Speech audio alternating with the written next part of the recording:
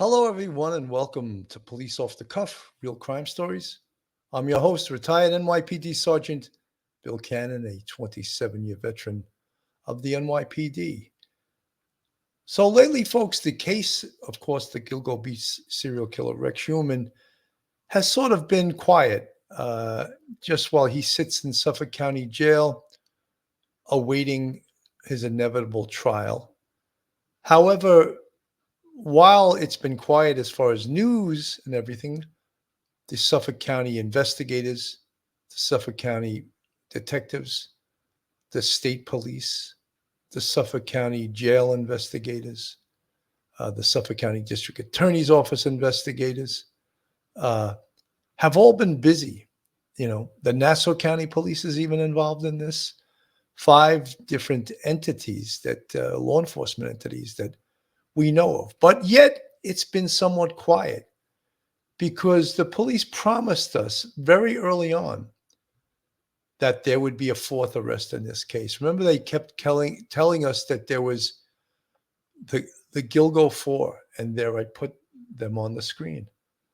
Maureen Brainyard Barnes, Melissa Barthelemy, Megan Waterman, and Amber Costello.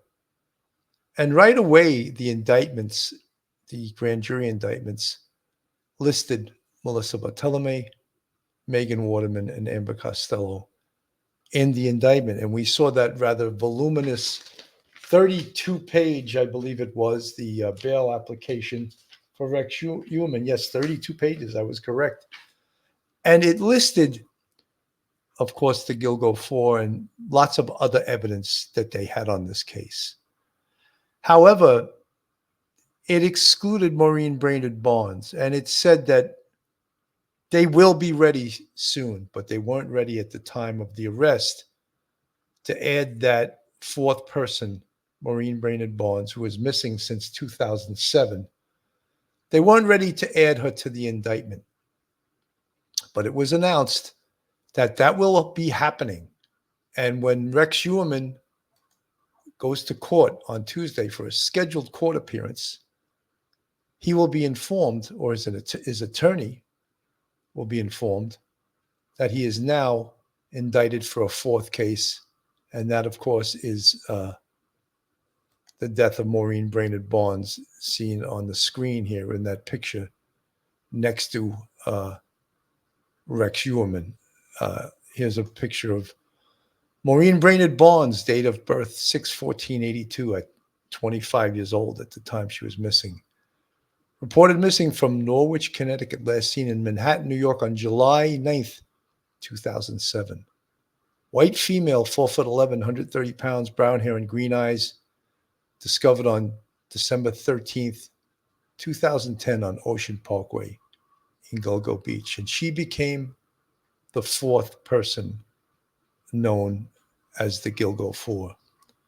So we're going to get into this a little bit. We'll get not a deep dive into the case because we've already covered this case, so have so many other people. But when there's a little blurb, a news point on this, there's so many directions that this case has taken from day one. And of course, when they started the task force with retired NYPD Chief of Department Rodney Harrison, and of course, District Attorney Ray Tierney, when they started that task force that successfully nudged the case forward that had been dormant for so long. And all of us should be very proud of the work they did. I am, especially being retired NYPD, and all the NYPD talent that was brought into that, a la Police Commissioner Rodney Harrison. So, folks, you're about to enter the off-the-cuff zone. True crime from a police perspective. You're entering the police off-the-cuff zone.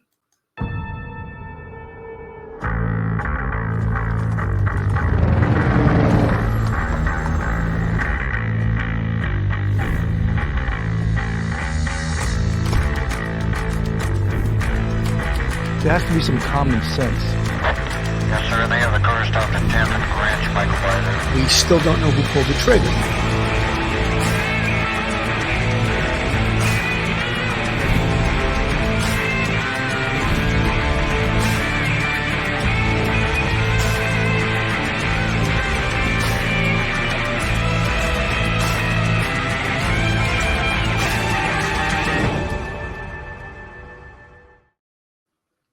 We're back. So yes, Tuesday, Rex Heuermann is going to go into court and he will be indicted for a fourth murder. Maureen Brainyard Barnes, known as the fourth one of the Gilgo Four. And it was announced early on in press conferences when they first made the arrest of Rex Heuermann that that was the intention. An accused serial killer is due to appear in court this week, expected to face charges in another killing. ABC's Morgan Norwood joins us now with more on that. Morgan, good morning. Good morning, Gio. From seizing his properties to tearing apart his Long Island home, investigators never really ruled out the possibility of Rex Heuermann being tied to more victims. Well, this morning, sources say Heuermann will return to court on Tuesday, where a grand jury will return a new indictment. This morning, Rex Heuermann, the alleged Gilgo Beach serial killer accused of murdering 3 women, now expected to face a 4th murder charge. Sources telling ABC News Heuermann will be in court on Tuesday, where prosecutors are set to announce that a grand jury has returned an indictment. Prosecutors have said Heuermann is the prime suspect in the killing of Maureen Brainyard Barnes, who disappeared when she was 25 years old in July 2007. Brainyard Barnes was found with a belt that had a distinctive buckle bearing the initials WH, which prosecutors say could stand for Heuermann's father. So there's a lot of evidence we had, but they weren't ready to charge. So now we're 6 months into it, a long time for investigators to work at, and apparently they forwarded the case, so they're going forward Tuesday morning. Heuermann has pleaded not guilty in the killings of Megan Waterman, Melissa Barthelemy, and Amber Costello, all of whom were found dead in December 2010 along Gilgo Beach, Long Island, and like Brainyard Barnes, wrapped in burlap. Investigators spent days last summer searching Heuermann's Massapequa Park home, seizing his cell phone, office storage unit, even zeroing in on this pizza box, which they say contains a critical piece of DNA evidence. The sister of Megan Waterman speaking exclusively with our station WMTW shortly after the search and Heuermann's arrest. It's bittersweet because I know the details of her death. She was just a normal person and that she had a normal, loving heart, just like any person that you walk down next to on the sidewalk, and she didn't deserve this. And there was no immediate comment from the Suffolk County DA's office. There are 6 other Gilgo Beach victims whose deaths remain unsolved. So good news as far as the fact that they put this evidence together. And we were promised early on in this case that there would be a fourth case to this, and that he would be arrested for the death of Maureen Brainyard Barnes. And we look at the Gilgo Four as they become known, and they're all, of course, human beings in their own right. And the twists and turns that this case took over the years, perhaps not given the attention that it deserved early on. And that's why this case languished for years until they put that task force together. And they got results pretty damn quickly after it sat dormant for just about 12 years. And that is an amazing thing. And I want to pull up one of the most, whenever anyone wants to know anything about this case, I said, well, look at the bail application document, which gives us so much information in this case, 32 pages. And it basically lays out the case that the Suffolk County DA's office and the task force put together against Rex Heuermann. And I'm going to read a little bit of it. And this is from page 5 of this 32-page document. And it pertains to the disappearance and murder of Maureen Brainyard Barnes. Maureen Brainyard Barnes was last seen on July 9th, 2007 in New York City. At that time, she was believed to be working as a sex worker. On July 6, 2007, Miss Brainyard Barnes' cell phone was contacted by a burner cell phone. Between July 6, 2007 and July 9, 2007, there were 16 interactions between this burner phone and Brainyard Barnes' cell phone. On July 9, 2007, the last cell site location for the Brainyard Barnes cell phone was at approximately 11:56 p.m. in Midtown. Midtown Manhattan near the 59th Street Bridge. Thereafter, the Brainyard Barnes cell phone had no further activity until July 12th, 2007. On July 12, 2007, 3 days after her disappearance, 2 outbound calls were made from Brainyard Barnes' cell phone, checking her voicemail from a cell site location near the Long Island Expressway in Islandia. So it outlines the calls, and that's one of the ways they were able to put the timeline together in regards to Rex Heuermann and these burner cell phones. And not only did it talk about these burner cell phones, but the burner cell phones give us a time frame, locations, cell site hits. Many of them came back to Massapequa Park and, of course, Manhattan, in the vicinity of Rex Heuermann's office. So that's why these are so important, these calls and these burner cell phones, and all the information, the exhaustive information that the task force put together in regards to Rex Heuermann. When we talk about, for example, the disappearance of Amber Costello, which, all of these in the Gilgo 4 are interesting within themselves. But this information, it seemed, was available and the investigators didn't use it. This is on page 7 of the bail application. Amber Costello was last seen alive on September 2nd, 2010, leaving her residence at 1112 American Avenue in West Babylon during the late evening hours. At that time, she was believed to be working as a sex worker. On September 1st, 2010, the day prior to the disappearance of Amber Costello, Ms. Costello's cell phone was contacted by a burner cell phone. On September 1st, 2010, this burner cell phone had communications with the Costello phone at approximately 11:33 p.m. and 11:34 p.m. During those communications, the burner cell phone connected to cell towers in West Amityville and Massapequa Park. Thereafter, the burner cell phone traveled to West Babylon in proximity to the residence of Amber Costello and had contact with the Costello phone at approximately 12:05 a.m. on September 2nd, 2010. According to witnesses, around the time of these communications between the burner cell phone and the Costello phone on September 1st to 2nd, 2010, a prostitution client showed up at Miss Costello's residence located in West Babylon, New York. After the client entered the home, a ruse was executed on the client, whereby a person pretended to be the outraged boyfriend of Amber Costello, and the client left the residence while Amber Costello retained the money the client had brought to pay for her services. Based upon interviews, that client was described as a large white male, approximately 6'4" to 6'6" in height, in his mid-40s, with dark bushy hair and big oval-style 1970s type eyeglasses. A witness described him to police as appearing like an ogre.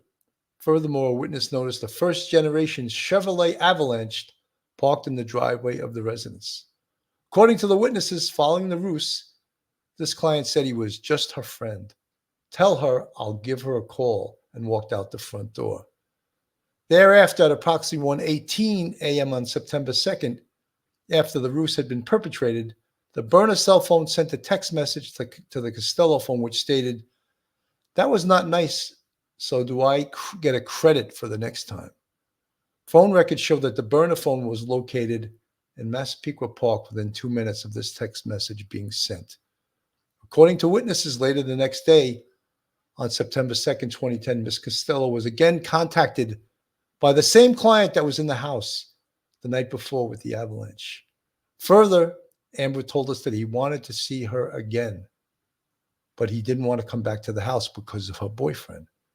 Thereafter, on September 2nd, 2010, at approximately 9:32 p.m., the same burner cell phone from the previous evening again communicated with the Costello phone. During this communication, the burner cell phone used a cell site location in Midtown Manhattan. Following this communication and based upon the cell site records, the burner cell phone traveled to Massapequa Park and had contacts with the Costello phone at approximately 10:39 p.m.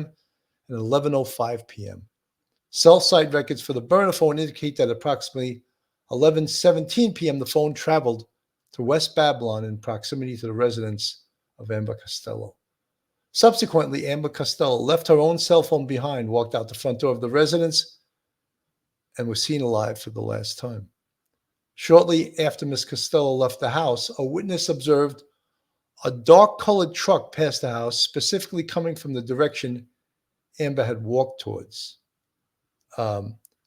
Incidentally, records established that defendant Heuermann's wife was out of New York for the disappearances of Bartolome, Waterman, and Costello.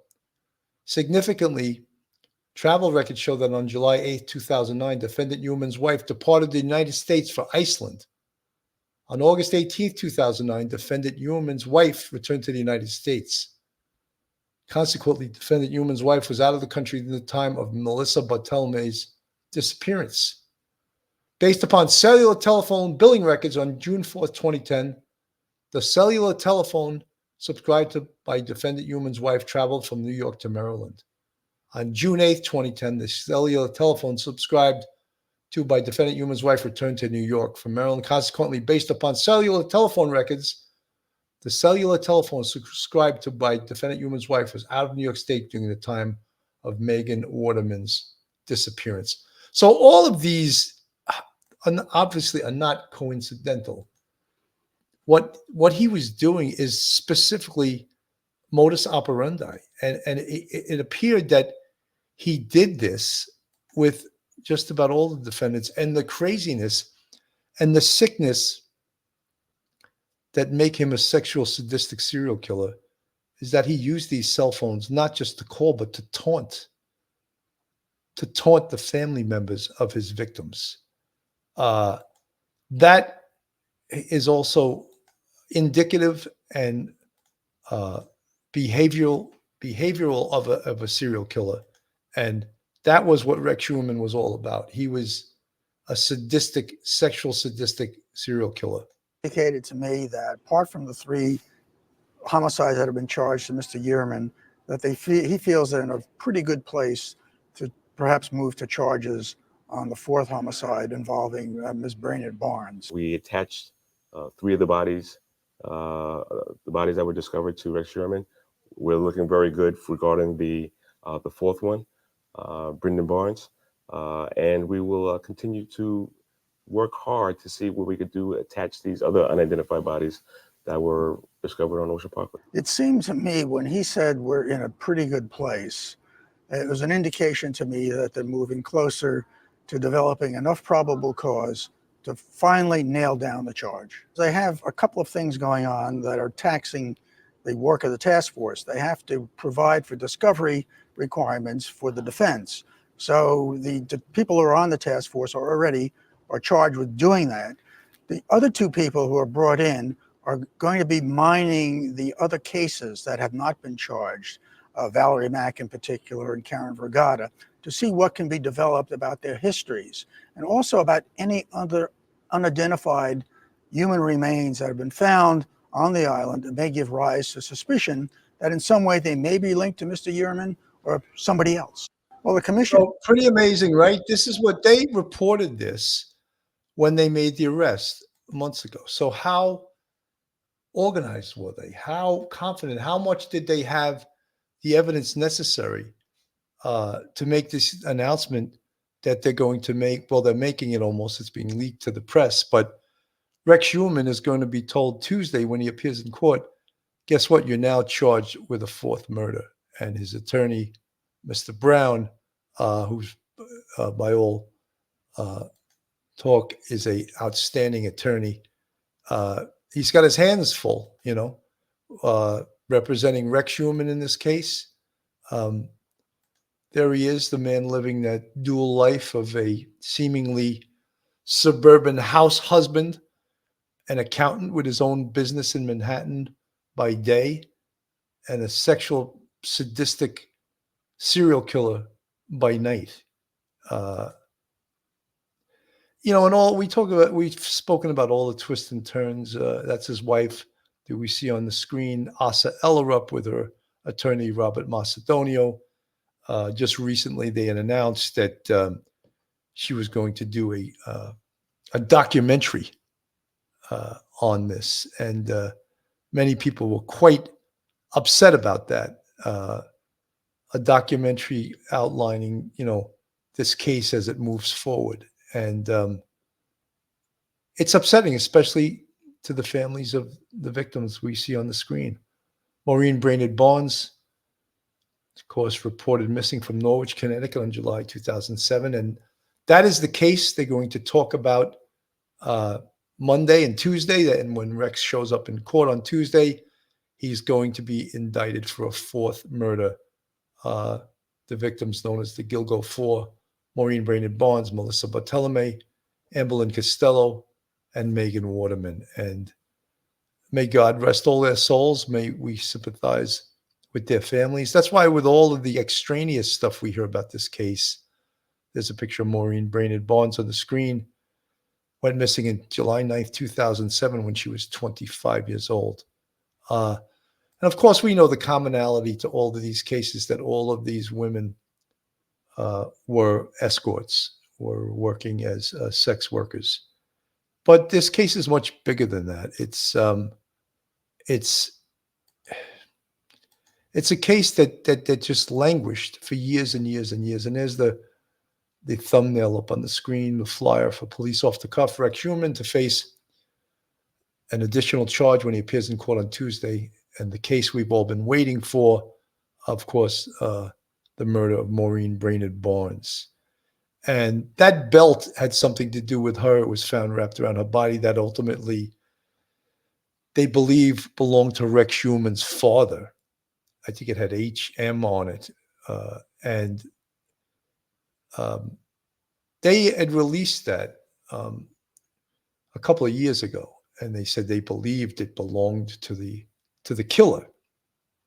And they put that out there. But it failed to stir up any passion. It still failed to stir up any evidence, but it was powerful. And the old regime, of course, we go back to Burke, which this under Chief Robert Burke, this case was going nowhere fast.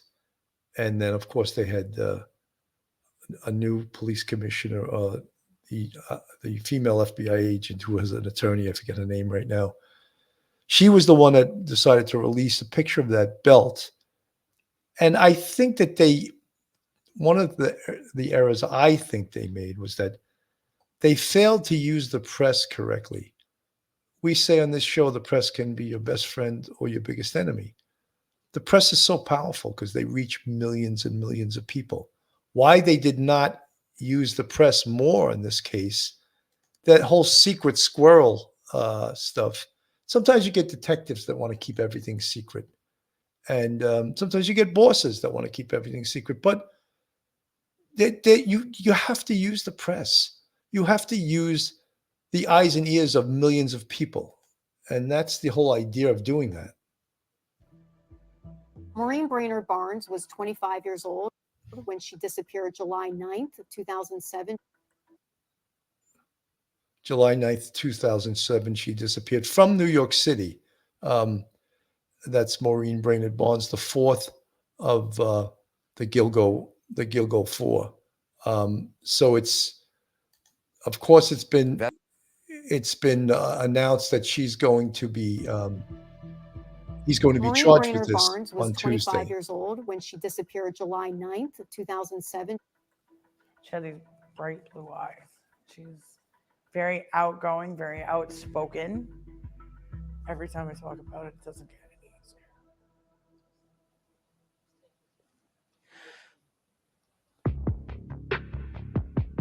easier. The weekend Maureen disappeared was not a typical trip to New York. Maureen was under a lot of pressure that weekend to make money. She was getting evicted. She wasn't making enough money that weekend. And Maureen said, "You go back, I need to stay another night or two." This was an act of desperation for Maureen. And she was just sitting in bed with the TV on. And I said, "Come on, let's go." She was like, "No, I'll be good. I'll be here when you come back on Wednesday."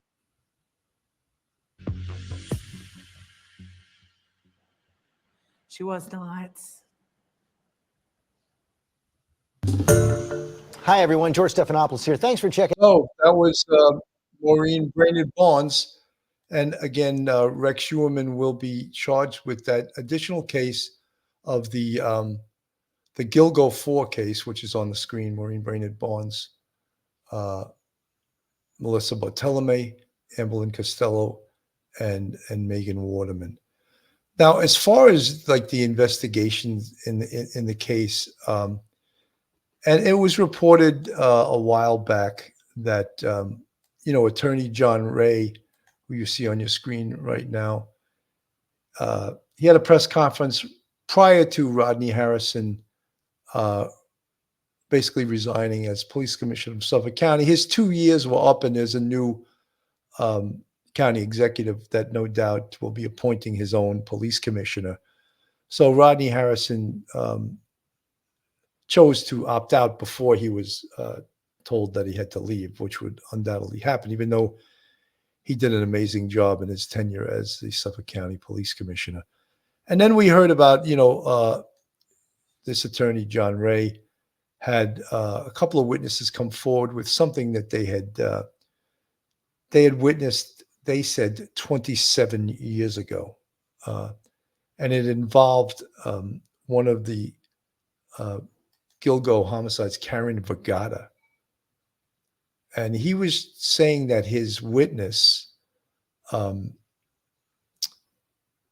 was with a New York City narcotics detective, and they had picked up a female in Manhattan who bore the resemblance of Karen Vergata.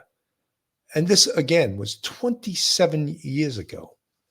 And this person, this female who looked like Karen Vergata, was picked up by this unknown female who is the person that gave this affidavit to John Ray. And this male New York City narcotics detective, who I would imagine they have all the information, they have their identities. And there was a sex club in New York City in Midtown called La Trapeze. And it was supposedly frequented by Rex Heuermann.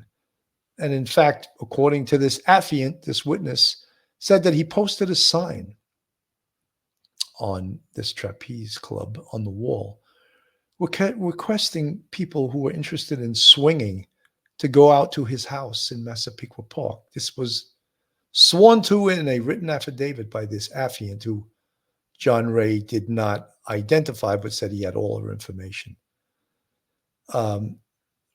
Rodney Harrison stood next to him as he delivered this information. Now, has this information been reinvestigated by the Suffolk County Gilgo Beach Task Force? I would imagine so, because they have to either prove it to be true or prove it to be false. And what the allegation alleged was that Asa Ellerup, Rex Heuermann's wife, was a participant in the swinging and with these couples, and that Rex Heuermann basically would swing with both males and females. This is according to the unidentified affiant put forward by attorney John Ray. And then there was another witness, and he says he has several more witnesses. So all of these things have to be vetted by the Gilgo Beach Task Force to determine whether or not they're true or false. But the important thing right now is that this woman you see on the screen, this woman you see in the flyer, Maureen Brainyard Barnes, which was the fourth case of the Gilgo 4 to be tried, is going to be indicted, I believe, Monday, and Rex Heuermann will appear in court Tuesday, and he'll be apprised of the fact that he is now facing 4 counts of murder in the Gilgo Beach cases. So that is excellent news, and I think that we will all be following this case as it slowly moves through the courts. We just remember this despicable-looking human named Rex Heuermann. We think of the Gilgo 4 victims, and this file tape we always see of him being walked out Suffolk County courts there, and it's forever burnt upon our minds there And again, we feel great empathy with the victims. I always read their names: Maureen Brainyard Barnes, Melissa Bartolome, Amberlynn Costello, and Megan Waterman. So, folks, that's just a short update with your friend today from Police Off the Cuff. I want everyone to have a wonderful day. Thanks for tuning in, and God bless. One episode just ain't enough.